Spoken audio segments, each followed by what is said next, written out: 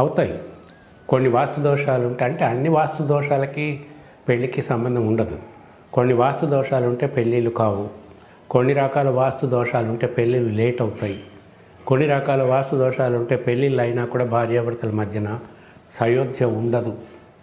ఇలా అనేక రకాల కాంబినేషన్స్ని బట్టి ఉంటుంది. కొంతమందికి వాస్తు దోషాలు ఉన్నా కూడా పెళ్ళిళ్ళు అవుతాయి, కానీ ఆ పెళ్ళి ఫ్రూట్ఫుల్గా ముందుకు సాగదు. ఇట్లాంటివి కూడా ఉంటాయి. ఇప్పుడు అబ్బాయికి వాస్తు దోషం లేదు, పెళ్ళయింది, కానీ అమ్మాయికి వాస్తు దోషం ఉంది అనుకుందాం.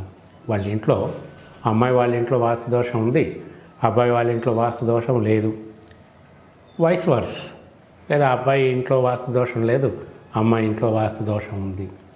వీళ్ళకి పెళ్ళిళ్ళు అవుతాయి, కానీ ఈ కాంబినేషన్లో పెళ్ళి అయిన తర్వాత వాళ్ళు ఎక్కడ ఉంటారు అన్నది ముఖ్యం.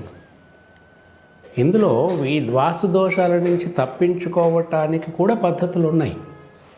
వాళ్ళ కాంబినేషన్లో ఆ విధంగా పెళ్ళైన తర్వాత అమ్మాయి అత్తగారింటికి వచ్చి ఉండి అక్కడ వాస్తు దోషాలు ఉన్నప్పుడు అక్కడ ఇమడలేక గొడవలు పెట్టుకొని వెళ్ళిపోవచ్చు. అమ్మాయి ఇంట్లో వాస్తు దోషం ఉండి అబ్బాయి ఇంట్లో వాస్తు దోషం లేనప్పుడు అమ్మాయి పెళ్లి చేసుకొని ఇక్కడికి వచ్చిన తర్వాత వాళ్ళ తల్లిగారింటితో ఆమెకు బంధం ఉండదు, కాబట్టి ఇక్కడ బాగానే ఉండొచ్చు. ఇక్కడ పెళ్ళిళ్ళు చేసుకున్న తర్వాత ఏ ఉద్యోగరీత్యా ఇంకెక్కడికో పోయి అక్కడ వలసి వచ్చినప్పుడు అక్కడి వాస్తు దోషం లేదా వాస్తు దోషం లేకపోవటం అన్నది వీళ్ళకి ఎక్కువ అప్లికేబుల్ అవుతూ ఉంటుంది. సో ఇట్లాంటి క్వశ్చన్స్ ఏమిటంటే అనేక రకాలైనటువంటి కాంబినేషన్స్ని బట్టి రిజల్ట్స్ ఉంటాయి. ప్రత్యేకంగా వాస్తు దోషం ఉంటే కాదా అంటే కాదనే చెప్తాం.